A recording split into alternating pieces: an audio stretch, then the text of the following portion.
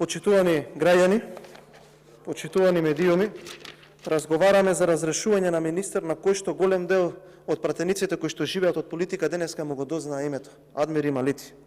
Сега ќе ви кажам зашто го зборувам тоа, а особено сакам да влезат пратениците од Алијанса за да ги соочиме аргументите и за да ви кажеме пред очите на целата македонска јавност во какво криминално дувло влегувате.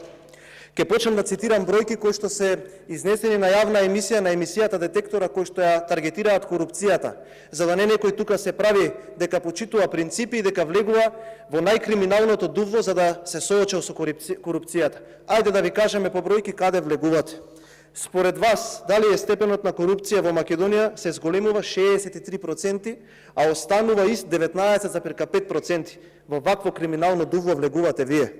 Второ, според вас, дали има корупција во судството? Има многу корупција, 57,1%, а до некаде има 22,7%. Она судство кое што премиерот вчера и овие од мнозинството мафта, а сега ги нема. Над 80% граѓаните веруваат дека има корупција во судството. Продолжуваме понатаму. Има корупција многу во судството 57,1%, здравството 43,6% и јавната администрација 41,9%.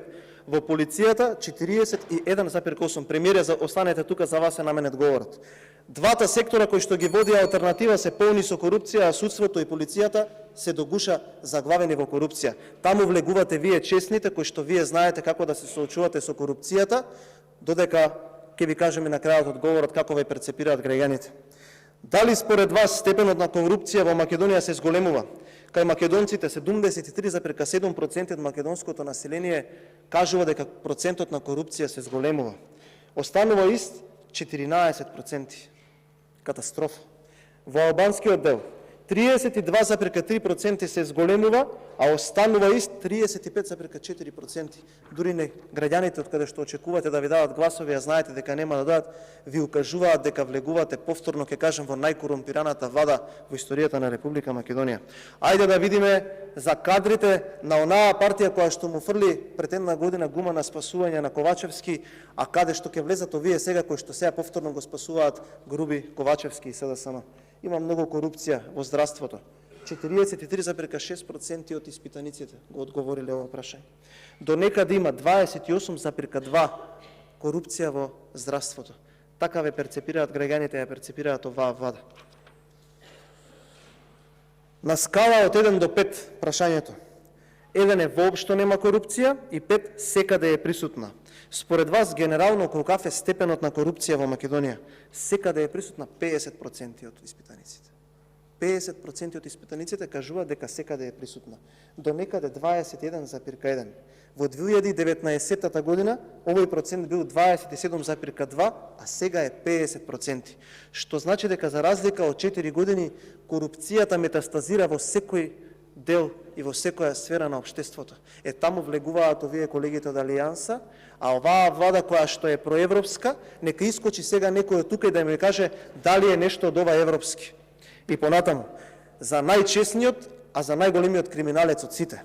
Според вас, дали има корупција во полицијата? Има многу корупција, 41,8%, до некаде има 29,2%. Кога ќе ги соберете процентите, 70% од населението кое што се изјаснила на анкетата од Детектор укажува дека има корупција во полицијата. На скала од 1 до 5, ова е последниот слайд. Воопшто нема корупција 1, 5 секаде е присутна. Според вас генерално колкав е степенот на корупција? Средна оценка во 2019 година 3,80, а средна оцена во 2023 4,23 корупција. Сега нека излезе некој европјанин во наводници, па да ми каже тука дека вие сте проевропската опција, а дека некој друг не бил европјанин. Украдевте и крадете каде што можевте. А овие од Алијанса треба да знаат дека и да му пренесат на Таравари кога ја заклучува куќата да го земе клучот со себе, затоа што вие и куќата ќе му ја земат од корупција. Овие кои што седат тука, кои што даваат збор, а кои што никој од нив нема намера да го почитува. Сакам да кажам кратко и за две работи. За евроврзницата. Прво, лага е дека ВМРО ДПМН со овие и рекол говори, ќе ги спречи вработените во здравството да земат плата. Вработените во здравството треба да знаат дека нема плата затоа што вие неспособниве не нашле за сходно да го проверат правниот протокол за издавање на еврообврзница.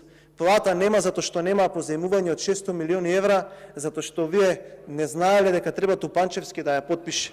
Сега, тука се поставува прашањето. Дали професорот Тупанчевски не ја потпише обврзницата заради тоа што конечно сам пред себе си признал дека парите кои што се земаат се крадат и се делат во тендери на 4 очи. Токму заради тој лоповлук, заради тоа крадење, граѓаните нема да земаат плата, затоа што овие ни таа обврзница која што сакаа да издадат не знаеа како, па се брукаме пред светот, исто како што се брукавме пред светот 2015-16 година, кога тогашниот ваш технички заменик министер пишуваше с писма ни светот дека државата ќе отишува во амбис. Тогаш сме биле задолжени 3 милиарди, сега сме 8 милиарди евра. Кога државата ќе иде во амбис? Лицемери едни. Срам да вие на сите доен за ова што го правите на државата со вашата неспособност. Тука гледам многу кои што учествуваа и во шарената револуција и беа невладени, а сега се најпровладени колку што може да постојат. Зафатија партиски функции во институциите, се вработија и народот не може да ги види на улица ниту А, ниту Б да кажат за загадување, да зборуваат кога луѓе невини ги губат животите, да зборуваат за корупција, да зборуваат за нешто кога не се реализира. Вие ли најдовте на некого памет да продавате карактеристики и проевропски тука? Вие ли најдовте на некого да му кажувате за карактер, за чест, за доблест?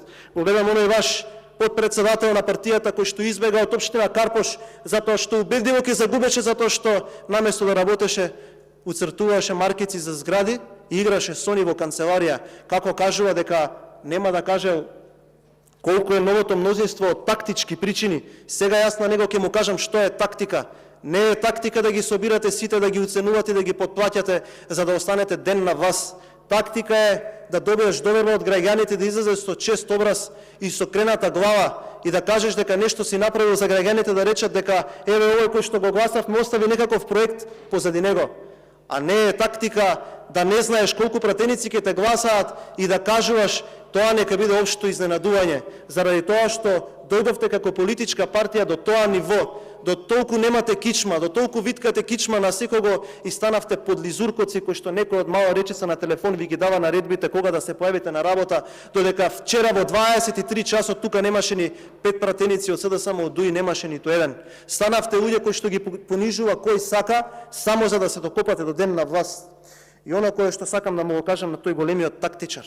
Прво, јасно ќе им стане на нив, почнувајќи од премиерот Ковачевски до неговиот подпредседател во партијата, кој што не знае ништо друго да работи, освен да пишува гнасни соопштенија во кои што квалификува функционери кои што не размислуваат како него, кој што одбива да каже дека живее во држава која што него носи името каде што се родиле и во кој што одбива да биде било што друго освен горд на тоа што е, а тоа е македонец од Република Македонија кој што зборува на чист македонски јазик.